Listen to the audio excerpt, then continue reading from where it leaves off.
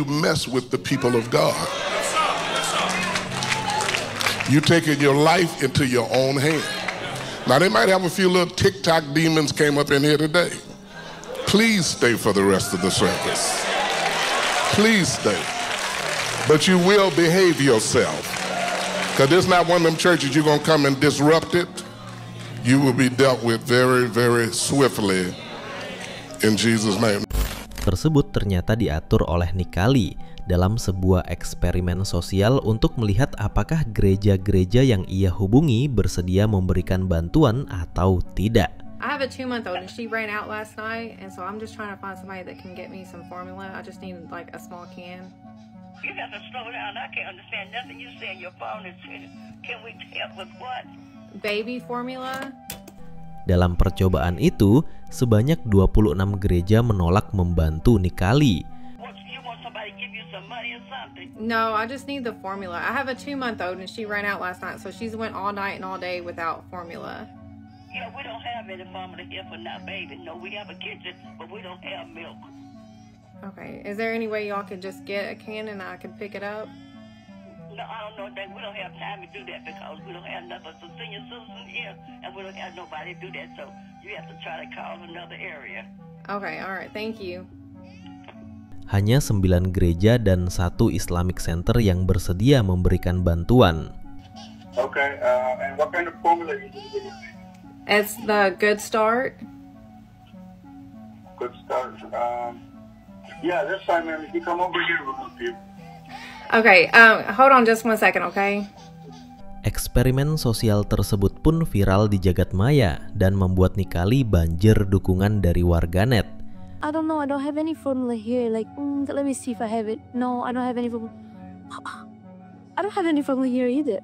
Like, does it hurt to go to the supermarket and just get a formula for the baby? Like, who's gonna have formula just like that? Of course, the mosque didn't have a formula around them either. Do you think the mosque will be like, oh, yes, I have a formula here just next to me? Of course not. It's about priorities. So the mosque, what did they do?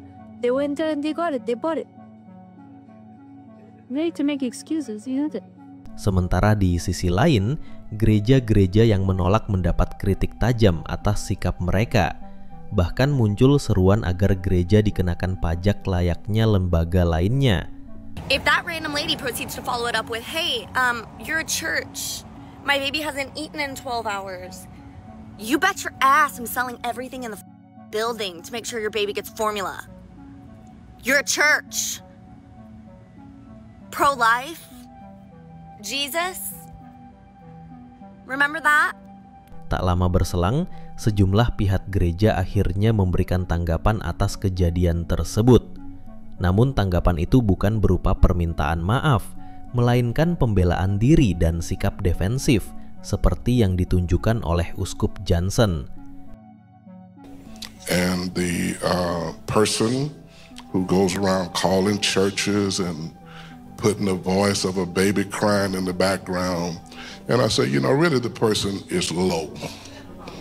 So, like I teach these men over here, folk want to apologize. I don't apologize to the devil. Sometimes Christians get so weak, you forgot we're supposed to rebuke evil. So if you could pretend to have a crying baby to try to call churches and to trick people into things. Now, let me tell you something about Living Faith. We fed thousands of people. Thousands, not hundreds, thousands. I can't tell you how much money have gone out. Now, we don't advertise it because I'm not a social service. I don't have a big box of money that I sit there and just tell them to pay us by. Our staff gives money out of their pocket.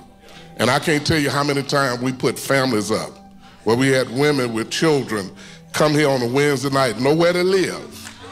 Ask Sister Latoya, I give her my credit card.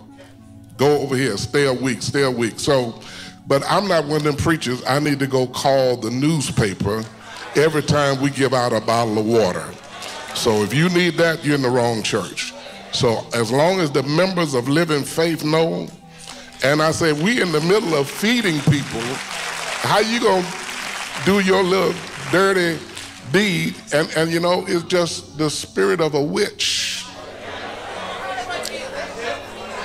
It's a witch. And my Bible says he do not allow that thing to live.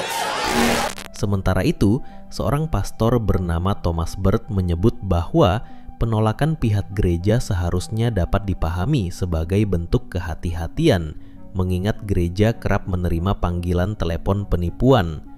But also there's a scam going on right now in churches. My assistant this week got a text saying, "Hi, this is Pastor Burke, Pastor Tom. Can you send me the directory of the church?" Because what scammers do is they go through the directory of churches, they go through online directories, and they email and they scam all members of churches, and they say, "Can you send me a Visa gift card? Can you send me this gift card?" That is something that happens. Churches get scammed all of the time. Pastor Bird juga menanggapi usulan untuk mengenakan pajak kepada gereja. Ia menilai kebijakan itu tidak tepat karena khawatir uang pajak tersebut akan digunakan pemerintah Amerika Serikat untuk membiayai perang. And so if you think the response to churches saying no to helping baby formula is to tax the churches, we spend $1 trillion a year on our military, on bombing other countries. We are right now bombing fishermen in the ocean. We spend less than 1% of our GDP, less than 1% of our budget on helping poor people, on food aid, on SNAP, on food assistance. So I don't understand why people want to tax the church when that tax money is just going to the military. Dalam keterangannya, Pastor Bird menjelaskan kenapa sikap gereja dengan Islamic Center bisa berbeda dalam hal ini. Ia berpendapat bahwa gereja tidak memiliki kewajiban untuk memberikan bantuan kepada orang yang membutuhkan, sedangkan Islamic Center melakukannya karena ajaran Islam mewajibkan zakat. And she called a mosque, and they actually would help them out, while none of the churches. And this doesn't surprise me as a pastor, and I talk a lot about Muslim zakat. It's one of the 5 pillars of Islam, where Muslim communities and Muslims are obligated to provide charity to the community. Churches, they are not obligated. We hope that they're going to be able to be philanthropic and donate into their community. And my church has a food bank that I'm very proud of, but not every church has a discretionary fund. Pernyataan itu sontak memicu kemarahan warganet.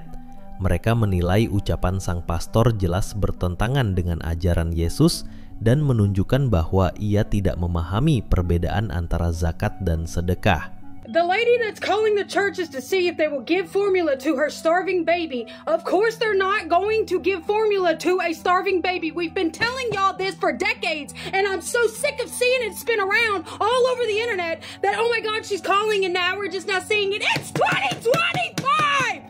We have poor people on the streets! If the churches worked, there would be no hungry or poor people on the streets! Point! Christ is not in the church. Jesus is not in the church. He has never been in the church. He is the one who told you to leave church. He told you to leave. Oh my God.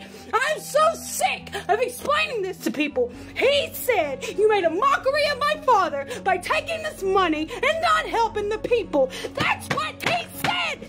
That's what he said. If a mother asks you for a single bottle of baby formula and then you give her the bottle, then you're like, aha, that is my zakat. It goes towards my zakat, 2.5% after nisab for the year. That would actually fall under sadaqah, which is, by the way, identical to the Hebrew concept of tzedakah, which is righteousness or righteous obligation or righteous act, but it's usually just translated as charity. Like, you can't absolve your church from not giving baby formula to a mother because they're not forced to be kind like Muslims are. That's literally insane. They're not being kind because they're being forced to. They're being kind because Islam teaches that as a value. Melihat memanasnya hubungan antara Nikali dan beberapa gereja, warganet mengingatkan Nikali untuk berhati-hati karena bisa saja ia menghadapi masalah hukum di kemudian hari. I know here in Alabama, you can record a conversation as long as you were a part of that conversation. But in several states, you cannot do that. Not without getting sued.